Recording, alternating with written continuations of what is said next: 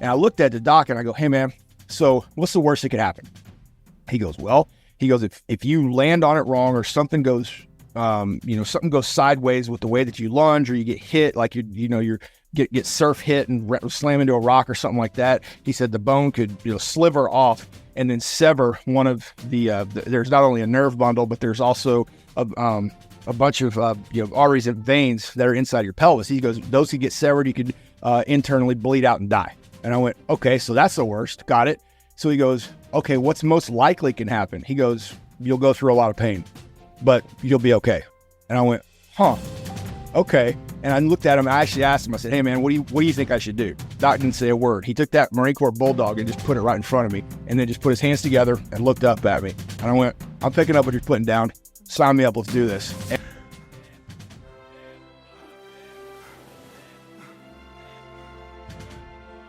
Welcome to Mindset Lessons from the Field. I'm Gina Casazza, the author of the upcoming memoir, Training with the SEAL. And today's guest started in the Marine Corps for 9 years before switching to the Navy and becoming a SEAL. Today, he has his own consulting firm called Divine Savagery to give back and show others critical life skills that he picked up in his 25 years of serving. Ladies and gentlemen, I'm really excited to introduce you to Tommy. Tommy, thank you so much for being on the show. Hey, I appreciate you for having me. This is cool. I'm excited. I'm excited to talk to you. I want to know, first of all, I actually haven't had anybody on the show that, I don't believe I had anybody on the show that started in the Marines and then switched over to being a SEAL, or to just switching to just go into another department in general. What made you do that? Well, I mean, aside from, there's a lot of jokes too that I tell all my buddies, and they ask why you do it. And I always say I needed a break from the Marines. Can't figure out what I'm going to do with my life or something like that. But it just turned into, I wanted something different. I wanted to advance to a different level. I wanted to challenge myself, on another way of doing things. And it's just my ground time was coming to an end in the Marine Corps. And it just so happened that my best friend and his twin brother were SEALs. And one of them had just finished up some a jump school down at Fort Bragg. And he'd come up to Camp Lejeune where I was at. And he said, hey, why don't you come over to the teams? I went, oh, okay, well, is that a thing? He goes, yeah, man, let's see if we can get this going. We know some people. We'll set you up with some interviews, and, we'll set up the dominoes, and it's up to you to knock them down. I went, all right, cool, man, let's give this a go. And one of those things where it's just one day I was in a Marine Corps uniform, the next thing I was in the Navy and off to buds. Wow, that's really interesting. How much background did you have into knowing where you wanted to go? Like, were you like, I want to join the service, I want to be a Marine, or was that how it went for you? Yeah, I had family that was in the Marines, and it was always the first to fight. That was just the way the way it was. You want to be part of the best. I was like, okay, cool. I like being part of the best or something. Let's do the test and let's see what we got. Originally, I wanted to go into Force Recon, but that ended up not working out. I wanted to continue, serving, and I wanted to do it at the level that I knew I had the capacity to do so. So I was like, well, this seems like a crazy challenge. So I like challenges, and we're gonna roll with it. And as I started the process, which took about 2 years to happen, I took a B billet at the School of Infantry, and while that was going on, I had the warrant officer there when the admin. He goes, "Hey man, just to let you know, you've got a better chance of counting the stars with your finger than you do making this happen." And I went, challenge accepted. Okay, let's do this. So went through, did all the physical screening tests, and then all the paperwork to do. It's called an inter-service transfer.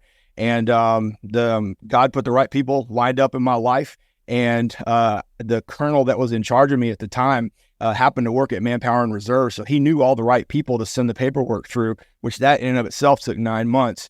And it was just go, go, go. And, I'd finally, with a lot of persistence, I tried. I mean, it took me 3 months originally just to get a hold of the Naval Special Warfare detailer, and I had to call 2 times a day and was sending 2 emails a day for 3 months straight before I even heard anything. And finally got an email that said, hey, I hear you're interested in Naval Special Warfare. And in my mind, I'm going, yeah, you think?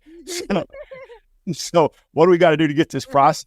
Yeah. Never accepting no all the way through and pushing through. And then it finally, I got this letter in the mail with your set of orders that said, hey, this is your report date.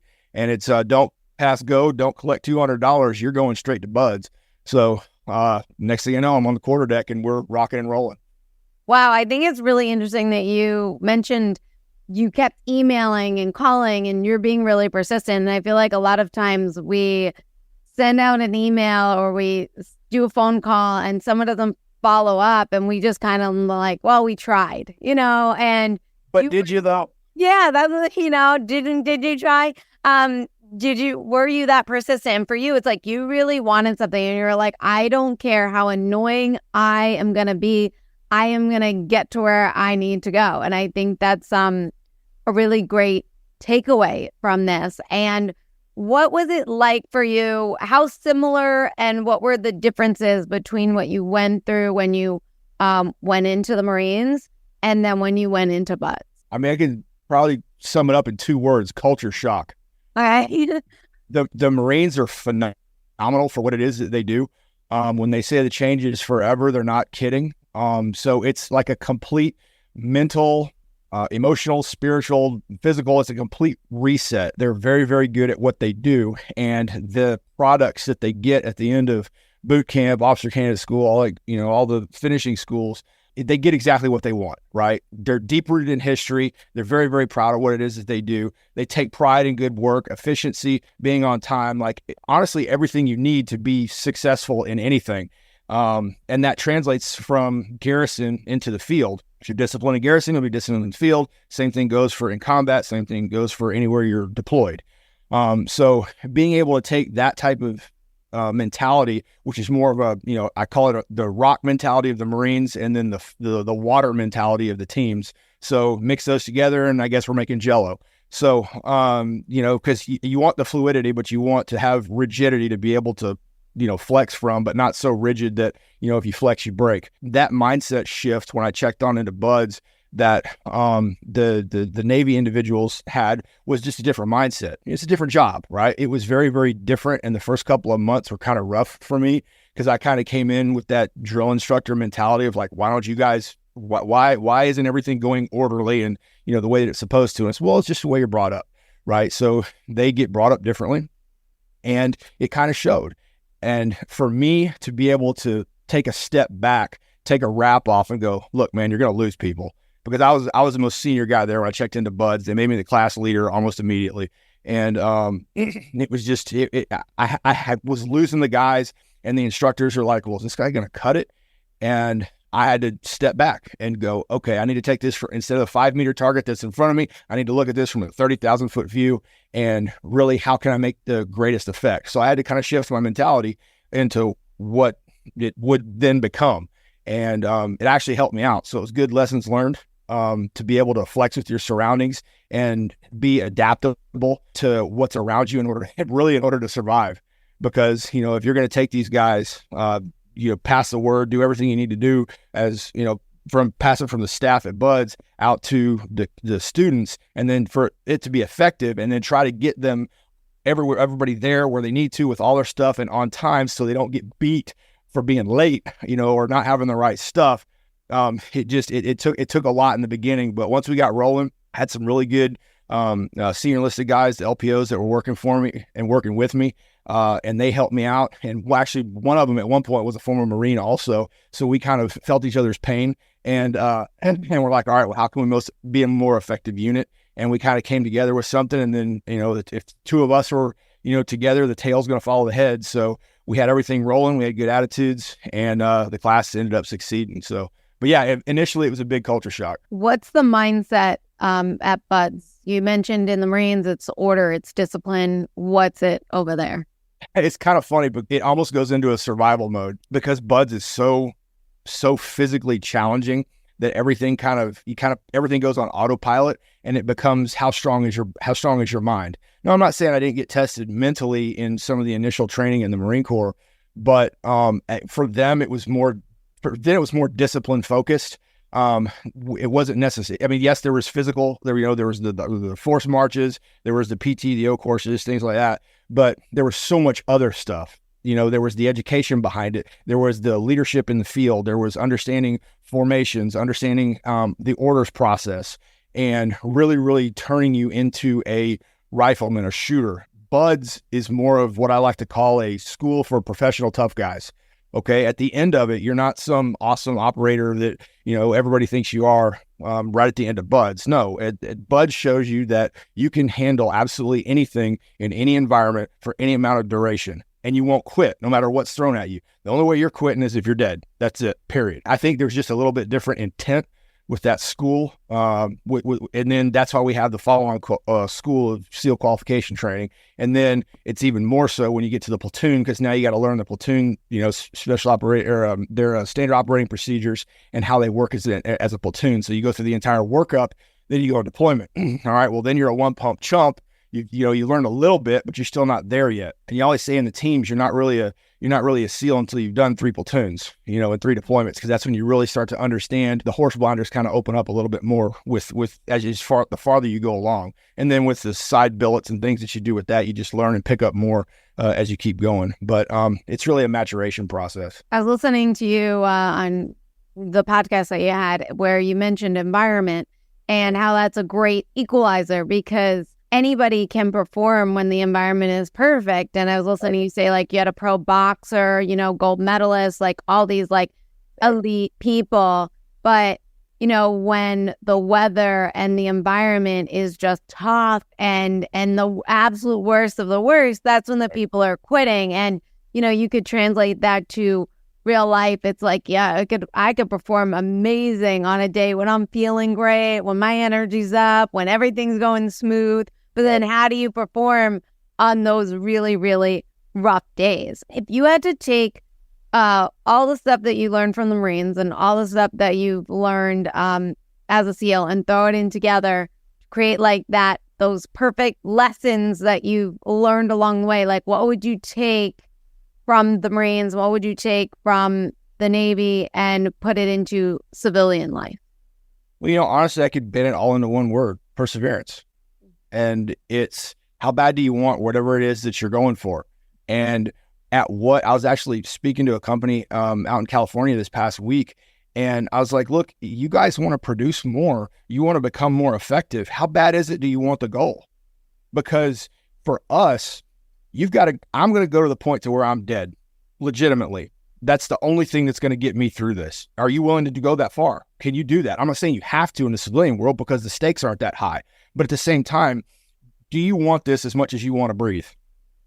If so, then there's nothing that can stop you. And that's the mentality. You've got to wake up with that, because those perfect days, how many of those do you have in the year, right?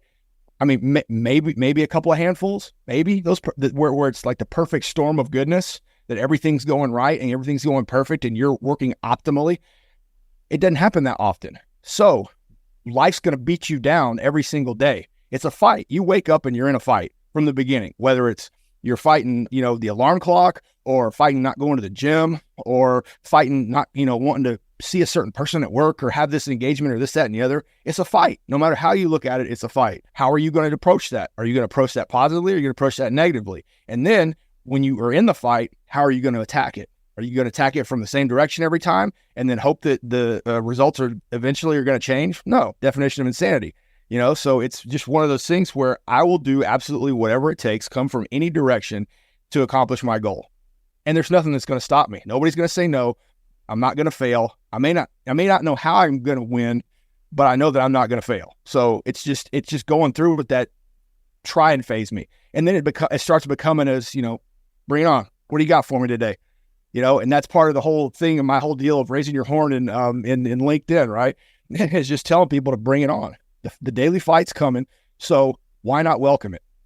Flip the script around on the fight. Today's episode is sponsored by my favorite jewelry company, Omnia. Omnia blends genuine crystals with cutting-edge NFC technology to create the world's first smart crystal bracelet. This bracelet connects to the Elevate web application, giving you a membership to over 200 self-care resources, from meditations to journals to breathing exercises and so much more. Visit discoveromnia.com and use code MindsetPodcast for 40% off.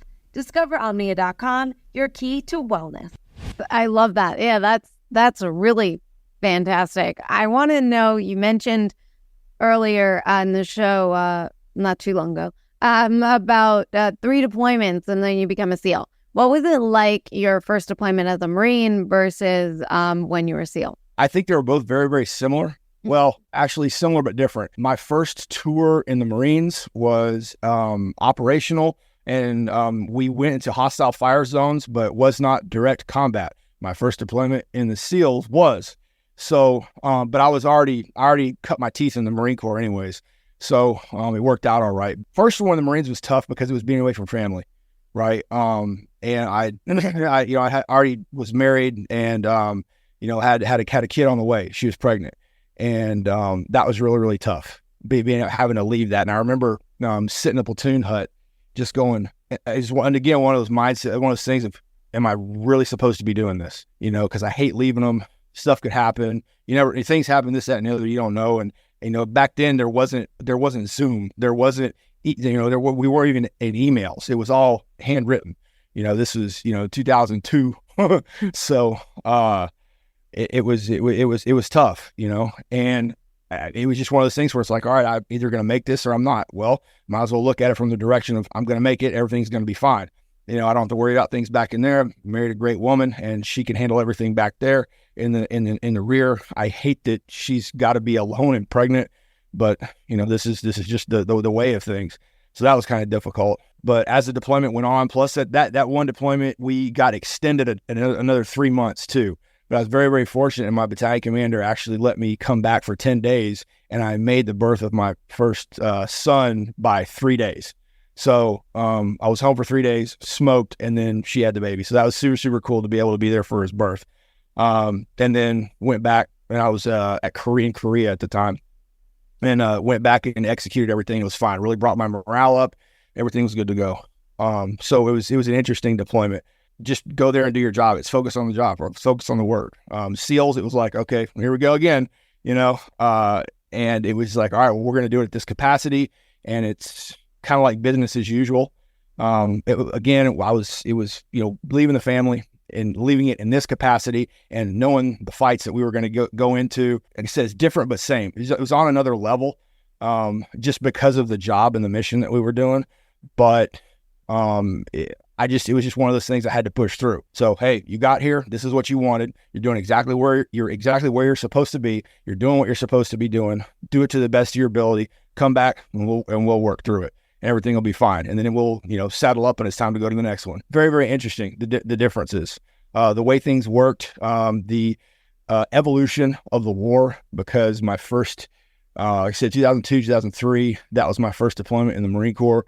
And first deployment in the teams was 2010. So very, very different in where the war in the world was. So the mindset had to shift a little bit in order to make everything work just right, Yeah. You said in the beginning when you went into BUD/S, the cultural shock, it was challenging for you. You were a leader right away. What was your biggest challenges? What was like the most difficult things that you had to face throughout that time? It's kind of funny. My buddies, the twin brothers that got me into the teams, they're like, dude, you're not gonna have any problem at BUD/S. They said, here's gonna be your issue. Your issue is gonna be dealing with the daily baloney, all the malarkey that they're gonna be putting up with, the inspections and all the little nuances, the this, that, and the other, and all the little mind games that it's just like, come on, man, I've been through this. Do I really need to come on? But everybody else hasn't, so they had to go through it. So they said that's going to be the frustrating part, and they weren't wrong. So, but what I did was I had to shift my mentality to kind of a more comical stance, very sarcastic individual. So being able to kind of take jokes and then joke back with the instructors, and then not have to worry about like just go, all right, cool. I'm gonna go have to go hit the surf. I know I'm gonna drop for push-ups. I know I'm gonna have to go do bear crawls all over the place till my hands bleed, whatever. But none of that mattered because it was keeping the humor, kind of kept everything light, and it kept a good actually rapport with the instructors because they see the same things every class, day in, day out. They're seeing the same things over and over again. So they see some idiot that comes through and challenges them a little bit and talks back, and they kind of welcome it because it's a joke. And the funny thing is that it turned out with a lot of the instructors, we had tread the same ground. It's just I was there in the Marines and they were there in the teams. So there was a lot of times like, in Iraq that we were in the same places. So we swapped stories and it was cool seeing it from a different lens. And then it's like, all right, well, we got to flip back into, instructor student mode. And then that was it. But It was a very, very interesting experience. Now, how was Hell Week for you? What did you have anything break on you? Yeah. I went through Hell Week with a broken pelvis. Yeah, it was awesome. So did you know? I mean, assuming, yeah. Oh yeah. Okay. You didn't want to roll.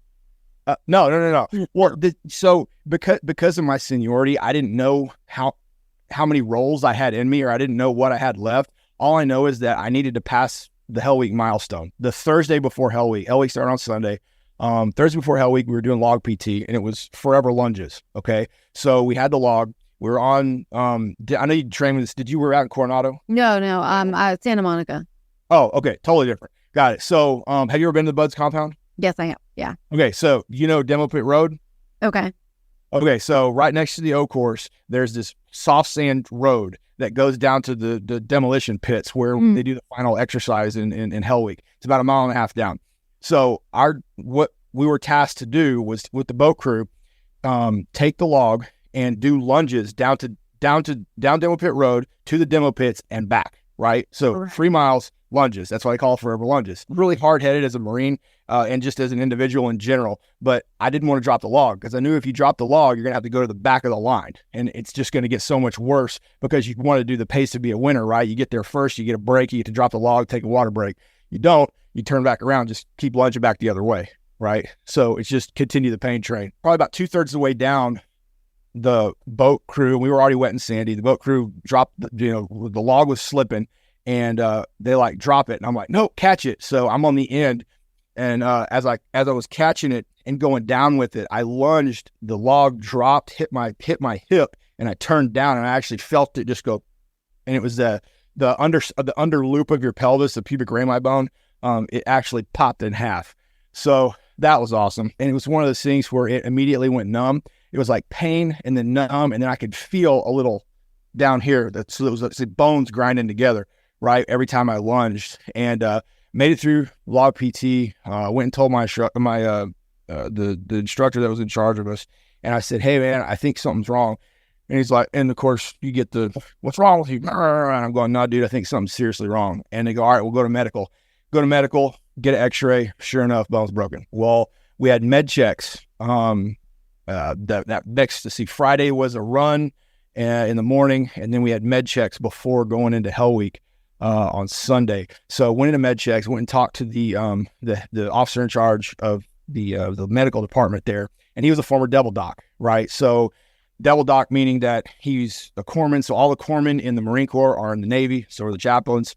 So he had served in the Fleet Marine Forces before and was in charge of a battalion aid station at an infantry unit in the Marines. So he's very, very familiar with Marine Corps culture, policies, things like that. And he had a little paperweight, a wooden paperweight that was a carve out of Chesty, the bulldog, the emblem of the mascot of the Marine Corps. He had that on his desk. And I looked at the doc and I go, "Hey man, so what's the worst that could happen?" He goes, if you land on it wrong, or something goes, something goes sideways with the way that you lunge, or you get hit, like you get surf hit and slam into a rock or something like that. He said the bone could, sliver off and then sever one of there's not only a nerve bundle, but there's also a bunch of, arteries and veins that are inside your pelvis. He goes, those could get severed. You could internally bleed out and die. And I went, okay, so that's the worst. Got it. So he goes, okay, what's most likely can happen? He goes, you'll go through a lot of pain, but you'll be okay.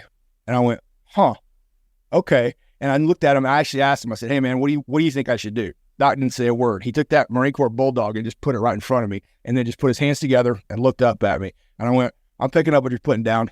Sign me up. Let's do this." And then he said, "All right, medically good to go." That was it. From the first part of Hell Week, I'll never forget breakout. It was so bad. As soon as the instructors came in, I was in there. The other guys were in there resting. I tried to get some shut eye, but you can't sleep when you know what's coming. And as soon as the old heat tab hits the horizon, it's not long before the freaking party's about to start. I just sat and I rested a little bit, and then once the sun went down, I got up and I started stretching, and because I knew that it was coming, and it turned into a 5.5 day prayer session where God and I got really tight, and I just, whatever you can do to take the pain away, because med checks for Hell Week We started Sunday afternoon, late afternoon, and then med checks weren't until Tuesday. So I had to suck it up from Sunday to Tuesday, and then they could finally get me Toradol shots.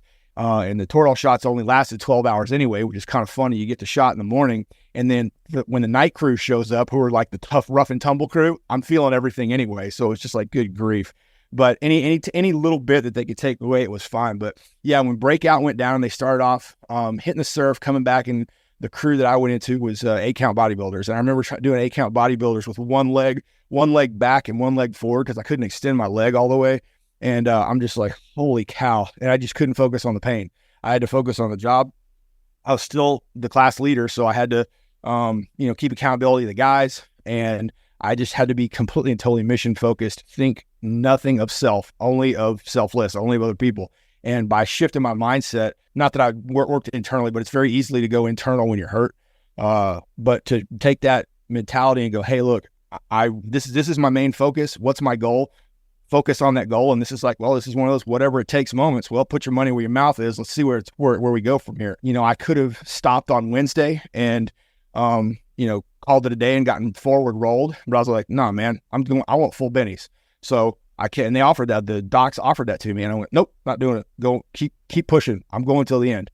And you can kind of see, because the people that were taking the pictures when we secured from Hell Week, it's almost like a 3-phase thing where we're all standing up, and then it's like, all right, hey, down on one knee in the back. And you could see me just with that wretched pain face trying to take a knee at the end, because it was like it was over. And then that's when all the pain started hitting me, because it's almost like I wasn't feeling it as I was going through Hell Week. But afterwards, once that flag came over the berm and all the instructors were there and we were secured, it's just like that's when the pain hit me. And I was like, oh my word.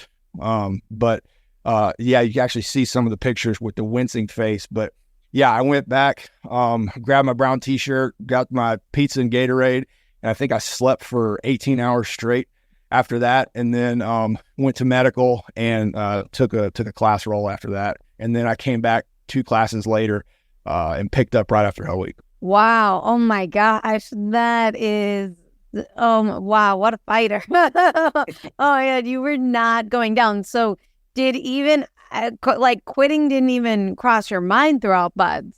No. Not at all. And so I turned 30 at Buds also. So I don't recommend that for all those people listening. If you're going to go through Buds, do it as a young person, because you got to wake up a little bit earlier and just go, oh God. And I know I've heard guys joke before that if they had the bell next to your rack, it's more, you would have been more likely to ring it. But I was so anti the bell because I had it's like I had all my eggs in one basket, everything that it took just to get there. All the people that were dependent on me, I couldn't look my family in the face knowing I was a failure. And my 2 bros that were already in the SEAL teams, I mean, we went through a lot together growing up, and I couldn't let them down. And it just became a what's next? What's next? Is that all you got? What's next? What's next? So yeah, I felt the pain. Yeah, it stunk. But I mean, like I said, you pass through all the little great equalizers, and you had little failures here and there. And it's okay, well, how are you going to deal with failure? Well, Buds is real good about teasing that out.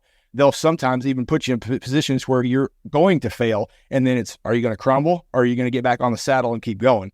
So it's that test of resiliency. So I had a lot of good support on the back end, but yeah, there was no choice for me. When the class gets secured from Buds, the class leader has to go back to the bell and ring the class out, right? And so you have to do ding, ding, ding, and say, hey, we're secured. We made it. Class 275, you're secured. I didn't want to do that. I asked I said, hey, can my LPO do it? And they're like, and of course they have a couple of explicatives for me. And then they're like, get back there and ring it. I didn't even want to touch the rope. And I go, you're sure if I do this, it doesn't mean I quit, right?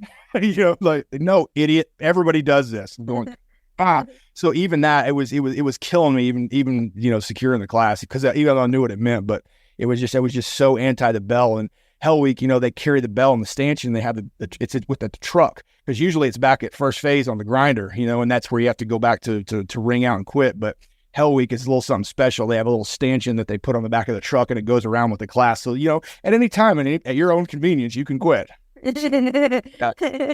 You mentioned that they're like they know you're going to fail and they want to see when you're going to crumble. What, tell us about a time or, where they knew you were going to fail. A lot of times they would do it with accountability. There's sometimes you come out on top and you don't fail and you really make them mad. That happened in Hell Week one time. They actually stole a couple of my guys and were holding them behind one of the little buildings because they didn't think I would have, one, seen them, but two, would give a false report, which they were trying to do. When I went down, I remember when the LPO and I went up there, I'm like, hey, they took these two guys and they're out back right now. They're right around that building. And he goes, what? I said, yeah, man, I just got lucked out and I happened to be facing the direction and I saw them snag both of them and take them out. I'm like, oh, okay, I see what they're trying to do here. We went and did they go, all right, everybody line up, everybody getting height order. All right, we're gonna count off. We all count off. And they're like, you're missing two bodies. I'm like, no, I'm not. And then they go, what? I said, well, here, I'm reporting this many people present and two people behind that building over there. And they go, what? I said, just walk over there. And then they walked over there and like, they were so mad because they wanted to beat us, but they couldn't, right? Because that wouldn't have been fair on their part, but it's like, we won. But another time, I remember in third phase, we were doing a demo range, and there was some demo that went missing. And we're like, what the heck? And it turned out one of the instructors had actually taken it. And they were challenging us to challenge the instructors. And it was one of those things where it's just like, well, it was put in our heads so much to not go against these guys that what they said was gospel and that was it. And we said we have no idea where it is. So we took a beating as a class, and then the instructor came out at the end and went, all you had to do is ask. And we're going, okay. Got it. So that's interesting. Yeah. What was maybe it was whether it was, through all your years of serving in combat, or is there a loss that happened that became one of your greatest teachers? I think that's kind of almost tied to one of my hardest decisions I ever had to make as a leader. We were tying down. We were wrapping up the end of Afghanistan. We had 3 platoons in the SEAL troop, and only 2 of the troops were going to be able to go to combat. One of them was going to go cover down our interests in Southcom, and I had to sit there with my senior enlisted advisor, and we had to nug out and tell an entire SEAL platoon that they're not going to war. So that's like benching that's like benching Michael Jordan. You know what I'm saying? Like why would you ever do that when the game is on the line, or benching Larry Bird when the shot's on the line? It took us 2 weeks to make that decision.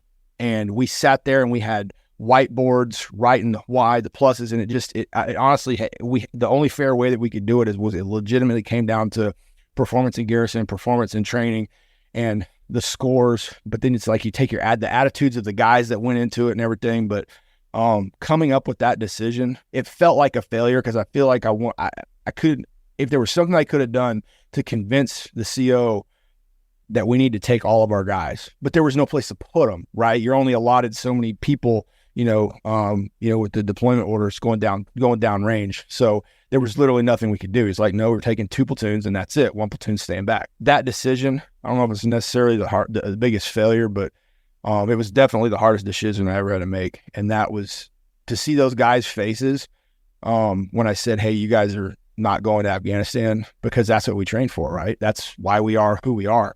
And knowing that this is going to be probably the last combat tour, that NSW is going to do, that one stung, and that one stuck with me. You've mentioned a lot of decision making from the very beginning, and starting in the Marines, and then being squad leader right away when you go through buds and all that, and now as a consultant, especially for businesses, decision making is something that we do on an everyday basis. We're just deciding what to eat, and right. Sometimes that can just be a challenge. How did it help you to make a decision like what you're talking about and live with that decision, and know that not every single decision I make is going to necessarily be the right decision or the one that works, right? But it's a decision that I chose to make, and because I chose to make it, I'm going to go until I need to try a different way or go a different way. So how did you learn? Because also being a leader right away, that comes up with its own challenges. People are looking to you for answers. So how did you develop that? Yeah, I think a series of mistakes lead to success. And I think that's kind of honestly the road to winning, and the road to success is paved by failures. So there's a difference between failing and being a failure. Okay. Yes, you need to fail, and you will fail at things. Not everybody's a winner. Not everybody wins at everything, but you only become a failure when you stop, when you quit, right? That's when you're a failure. Now, quitting comes in different forms too, but quitting because things get hard and get difficult, that's not acceptable. But it taught me to look at things holistically, right? So the decision is going to be based on whatever the outcome I'm looking for. If I need something to happen quick, hey, I look for an 80% solution. Could I get it wrong? Sure. But I know for the most part, I'm going to be right. But as long as I can do that, that also gives me a little bit of wiggle room. But if I stand around and wait for all the information to get 100% solution on a decision, then it might be too late. So like I said, it just depends on whatever it is that you're going after. If it's one of those things where you're in a business and you have the time to be able to consider all options, then you can move to that 100% decision, or at least closer to it. But it's being able to understand what the decision is that has to be made and what you're going to need to bring to the fight and look at it in order to accomplish that and get to what a win is going to look like. So it's just considering all of your options, but sometimes you don't even know what that is. You learn options through life experiences. So the longer you spend time on planet Earth, the more experience you're going to have and the more you're going to fail in order to be able to bring more to the fight to win the next time. When you were a leader throughout Buds, everything falls on you. Was there a decision that you made that ended up that went south and affected everybody in a negative way? And how did you, if so, not beat yourself up over it and just move on? There was humility lessons for me. And I remember we were on a range out at San Clemente Island one time, and we were doing police call, right? So we're done with the range. Everything was done. It was a big demo range, and we were picking everything up. Well, as the line was moving forward, I was moving behind the line and picking up trash. And because some of the guys, they weren't moving in the direction, they were kind of just walking through to get it done because they're like, I don't care about this or whatever. And I was like, all right, well, whatever. I'll just go pick up the little pieces. Everything will be fine. Well, the instructor stopped me and they said, hey, why is the OIC picking up trash? I'm like, well, I told them to pick them up, but hey, man, I'm just picking up the stuff here. And they went, fine, come here. And they come here and they had me stand there and they brought the whole class around. They're like, hey, this guy should not be picking up the trash. And you guys go ahead and drop. OIC, you stand there. And I'm like, okay, this is a bad call. I probably should have stopped everybody, brought it back here. Of course, you going with the attitude of the instructors too, and they're tired and things happen. But I just remember just standing there feeling like the biggest idiot because I tried to drop down and do push-ups with the class and they said, nope, stand up. And having them get punished while I was just standing there when I was just trying to help and pick up trash, that one cut me a little bit deep, and the class kind of looked at it as I, rolled a bus over them. And so I had to stop and kind of explain things to that. This is what my mindset was, and this is where I was at. And I was just like, I just wanted to get it done. The instructors wanted something different. So it's sometimes even when you think things are one way, the leadership wants to go another way, and sometimes you got to go that way. Did that affect the way your team was with you after that? And how did you get that back into a more cohesive group?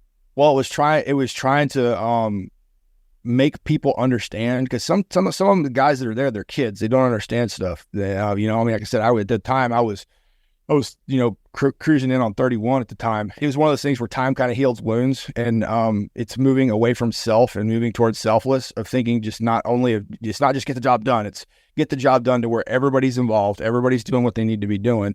And if you're not working together as a cohesive unit and one person ends up going astray, it's just like being a good shepherd, right? You want everybody in the stock and go in the right direction. So it's being able to step back, step outside yourself, and be able to look at the group and go, is everyone going the right direction? Is everyone rowing in the right direction? That's kind of like a ship. If you have one person making old school, Viking ships or whatever, right? Or Peloponnesian Wars in Greece. So if one person's rowing the wrong direction, everybody else is rowing the other way, the ship's not still going not as fast as it would be, right? So you have to have everybody rowing in unison in the right direction. And it's up to me to be able to have the rudder going the right way and to be able to see, hey, you're getting out of step. This is this. And hey, is my rudder looking right? Are we going straight? Is it my fault? So it's, taking everything in and looking at things holistically. So taking a wrap off, stepping back, looking at yourself and making sure everything's going the right direction towards success and whatever that end state is.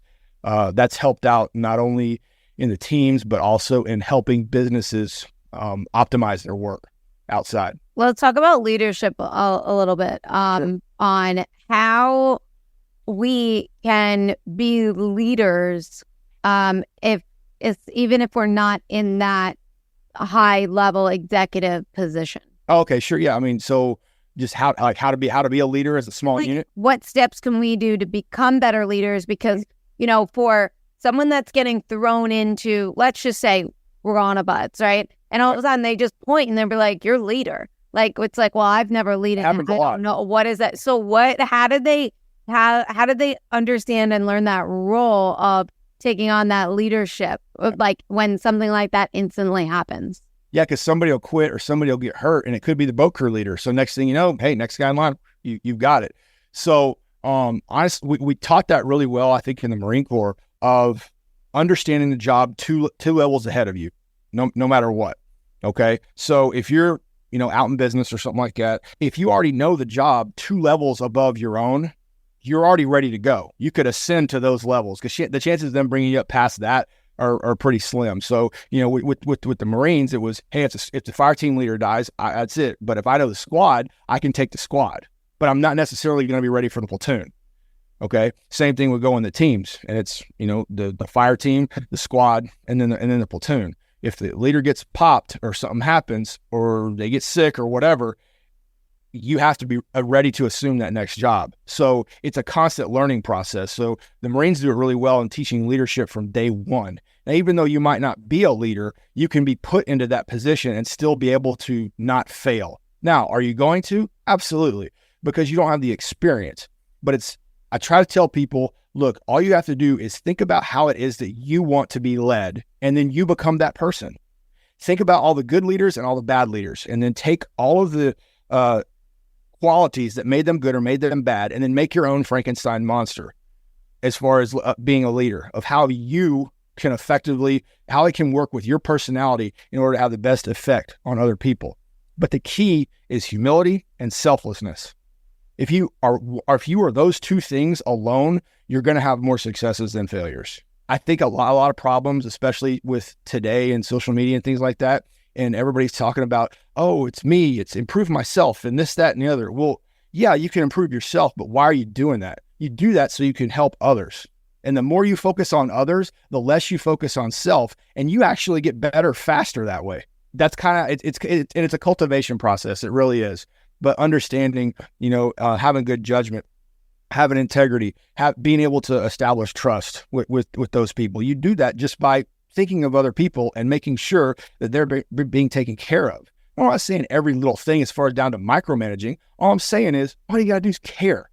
Sometimes if you go up and ask a person just how they're doing, they say fine. Okay, well, everybody knows fine doesn't mean fine.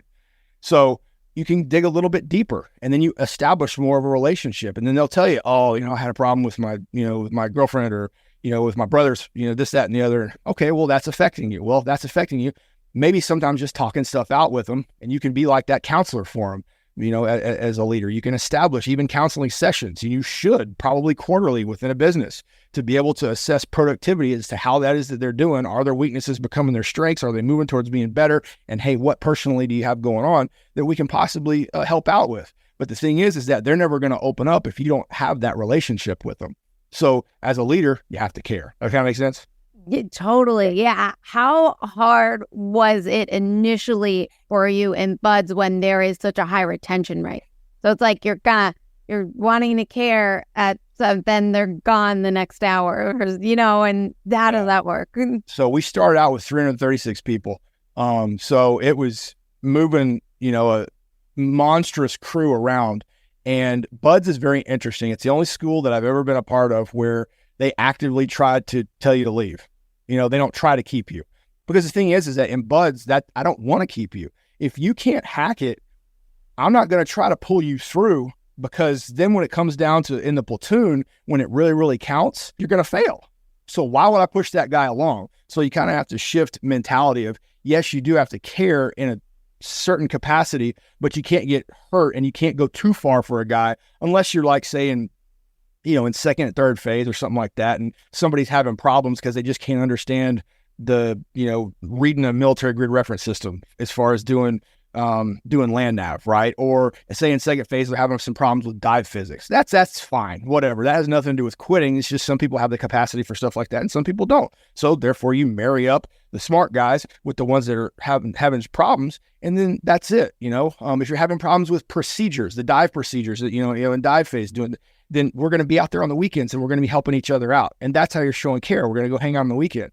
But if you quit, I don't feel anything. It's just, okay, see ya, because I have to move on because there's too many people quitting, So yeah, I get put in charge of the class, but it's mostly just for accountability to make sure nobody wanders, one of the sheep doesn't wander away, but to really care, it's not until they've actually gone through, like, say, Hell Week, that you can start going, all right, I'm gonna start making friends with people, because a lot of times if you start making friends really, really quick and that person quits, it then takes from your mental capacity. It's like, well, I thought he was tougher than me, and if he didn't make it, there's no way I'm going to make it. It's like the twins thing, right? So if you have a set of twins and buds, we had a few ourselves, and one twin quits, it's about maybe a 24-hour turnaround before the other one quits. It's just, it has that big of a psychological effect on people. So it's don't make friends quick, care to the point that you need to care, because this isn't going to be your unit. It's just buds. The real care comes when you come to the platoons. It can start in SQT, but when you start spending real time with the guys, that's back at the team in the platoons. It seems like you've gotten over like a fear of failure. Like, it's Absolutely. Like failure's inevitable. It's going to happen. Like I welcome it, It's the way to success, right? So do you remember your first time that you've considered failing? Or that you have failed? Well, I didn't really ever consider failing. Or like that you've happened. I mean, like that. And what I mean by that is like how you consider a failure. Like for myself, I remember like very clearly, like when I was 10 and I got kicked out of a music program for performance. And I remember being like to me, that was such an epic failure. But like to other people, they're like, they don't see it that way, and right. I worked so hard to get back to it and become successful at it. But other people, they don't see it as that failure. But that's how I labeled that one thing. And that, and then I stuck, there's a bunch of things that happened along the way in life that I consider failure. So was there anything and how did you approach that first time? Are we saying military or are we talking like childhood growing up? We could go, I would like to go childhood growing up. Okay, so I grew up as a very highly bullied individual. Back in the 80s, bullying looked a little bit differently than it does now.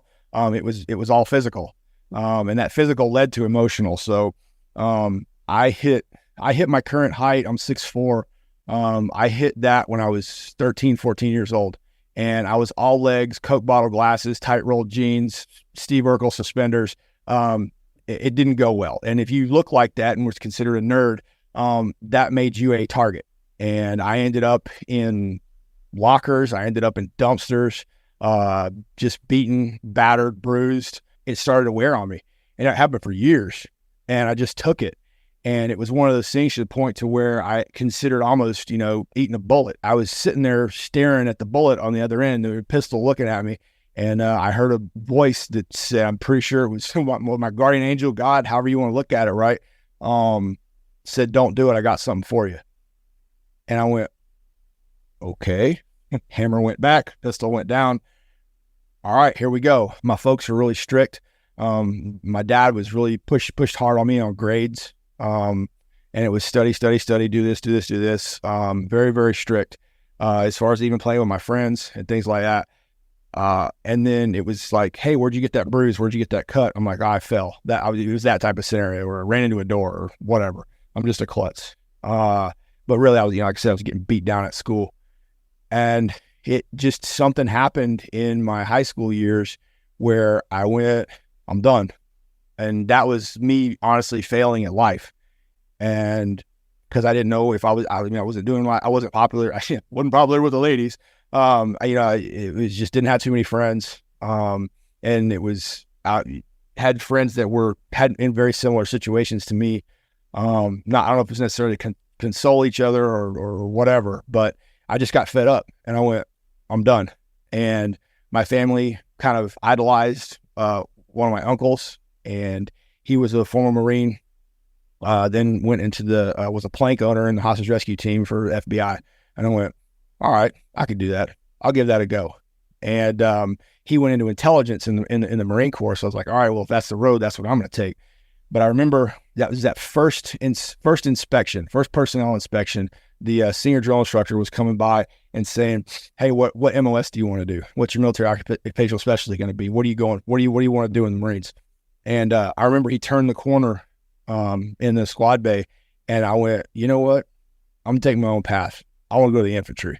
I want to be out front. I want to be with all the guns, and I want to be that's where I want to be. I've always run from the fight my entire life. Well, it's time to start running towards it.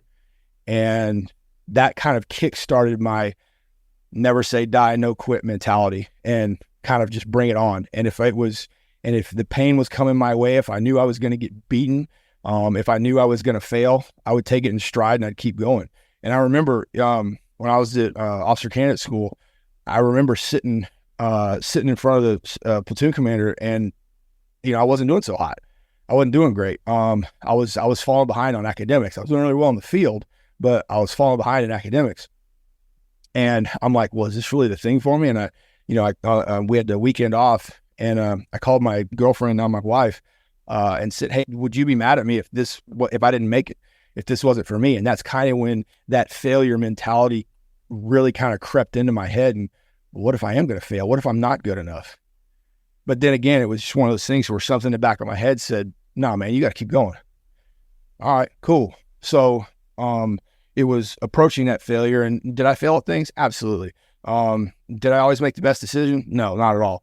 But the thing is that it's the not being able to succumb to that and to let it destroy you, because you could say, oh, and I'm noticing a lot of kids these days too, because I trained some kids that are going into college football, and you see them and they're just so scared to fail that they think that is over. I don't know if it's social media. I don't know if it's society telling them that nowadays. I don't know. But like, all I can do is tell you, don't be afraid to fail. It's take it in stride. And that's the pathway to success. I always tell people, I had to go through where people had to go through 1 through 6 up before we got 7 up. Right. So it's just, you fail and fail and fail until you get it right. We wouldn't have the light bulb, learn 99 ways how not to make the light bulb. 100th, hey, we're in there. Everything's cool. So you have to have something inside you that says, I want this to the point to where even if I do fail, I'm going to find another way to succeed. And then it almost becomes I'm going to expect failure on some way, shape, or form, on some platform. I'm going to expect failure.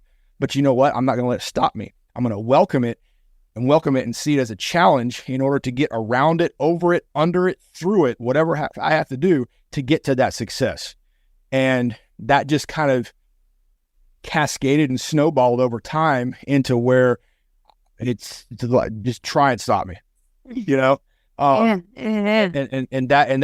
it's one of those things where it's like, I didn't get that mentality or habit. I wasn't born with it. It happened. My environment, my culture, everything shaped me, and I became what I am now. I didn't come out this way. I was made this way based off of my environment and my inability, hard-headed stubbornness, however you want to look at it, too dumb to quit. I just said, I'm done. It's enough. I'm going to keep going, and nothing's going to stop me.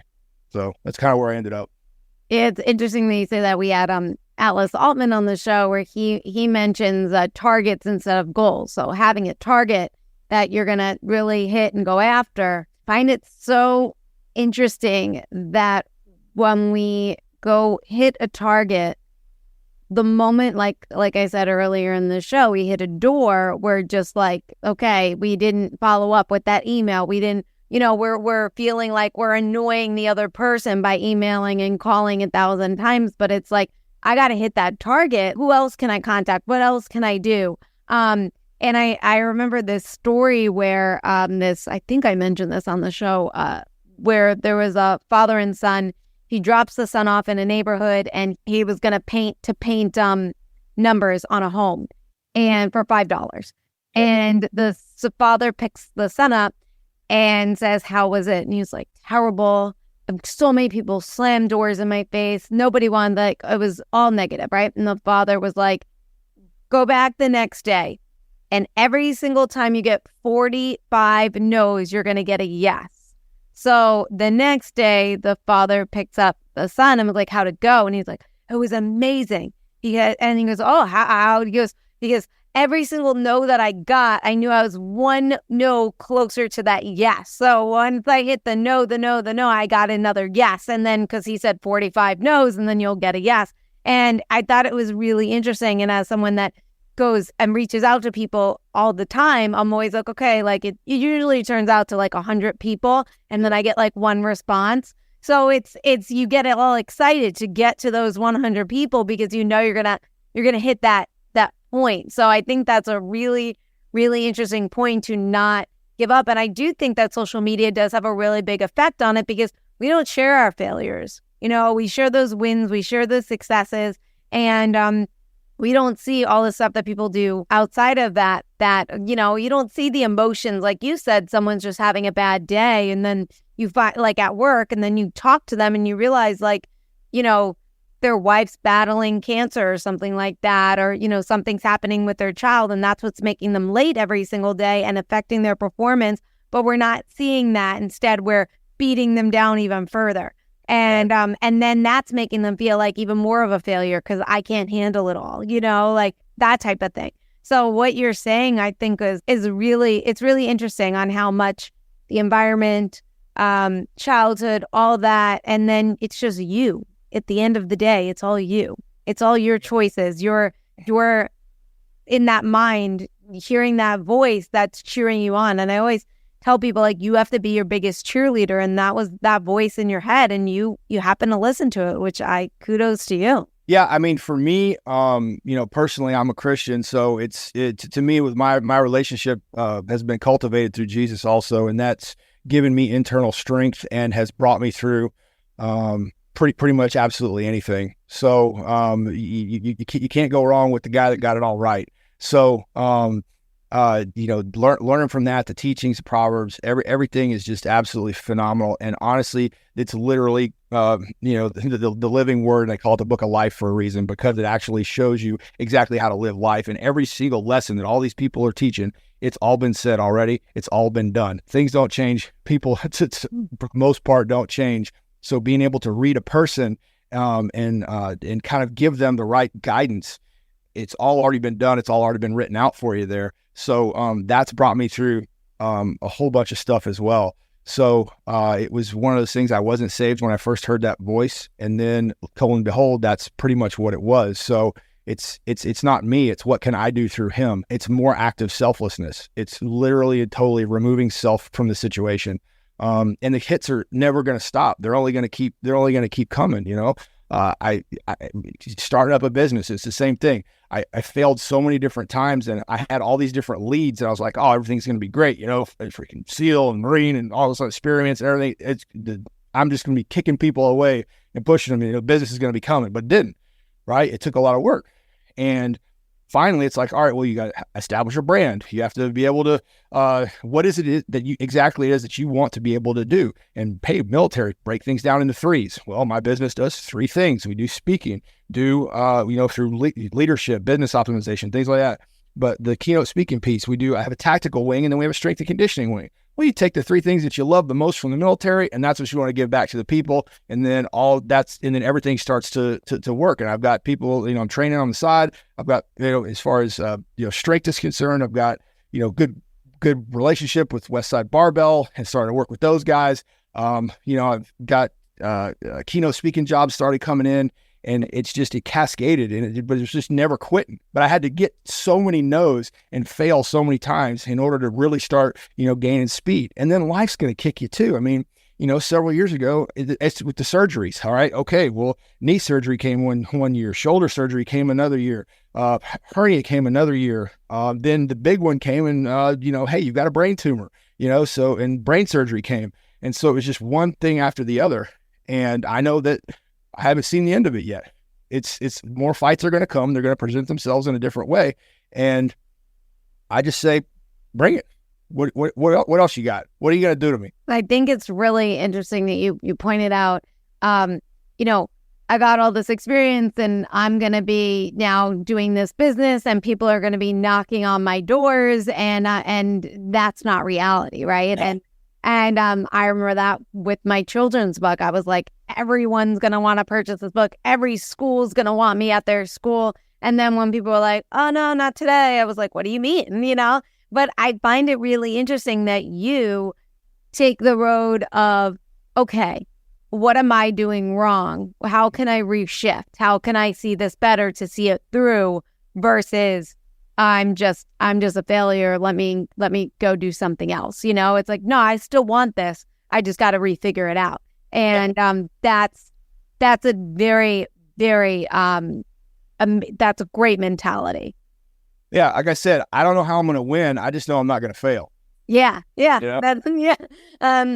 what do you have for us as everyday people, all walks of life, that we can do every day to tap into that untapped potential and to develop the mindset of the never quit attitude for when life kicks us in the teeth? Discipline can be kickstarted by motivation. Motivation's fleeting. But you have to be able to develop a routine for success. And that means that the way that you may have to reshape how you look at things, you have to really appreciate, and you have to be able to look at yourself in the mirror in the morning and go, did I do absolutely everything I could, this past day? And am I going to do everything I can to be able to get towards whatever my goal is? If you don't have a goal, get one. Right? Because that's the only way that you're going to even come close to getting disciplined towards something. And then just baby step it, start it. So it's like starting a diet, right? If you go all in and start taking everything out, that's not sustainable. But if you start picking apart little things here and there, lo and behold, I've just changed my complete routine and I have new habits and they're healthy, right? You have to, and everything in life I always say is a choice. You have to make the choice to want to win, okay? And if you understand that failure is coming, that bad things are going to happen. But no matter what, if you have that goal, all that is just a stepping stone or a little road bump to get to where it is that you want to be. And you got to look at it like this. If the pathway that you chose was easy, everybody'd be doing it, right? But the thing is that all of us, everybody that's at the elite level of whatever job it is that they do, or top tier, top shelf, Fortune 100, whatever, they're all regular people too. No, not a one of us. All of us put our pants on one leg at a time. Nobody has a cape. Nobody can fly.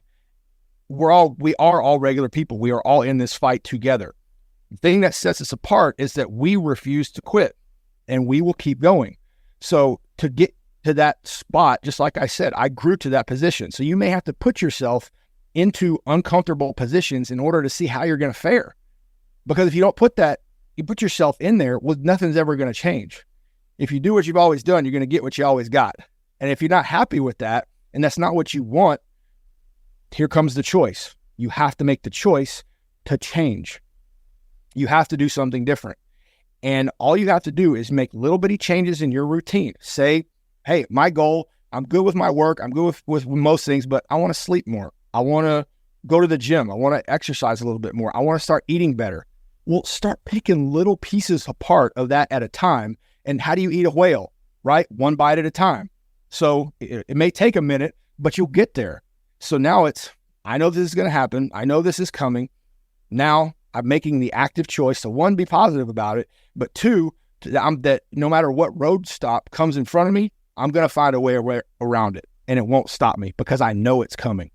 Welcome the fight. I love that. Was great. Thank you so much. I really had a great time chatting with you. You gave some really fantastic, relatable advice. So thank you so much for being on the show. Sure. Absolutely. Thank you, everyone that's listening. Please go like, share, comment, subscribe, become a Patreon member so you get access to our bonus episodes.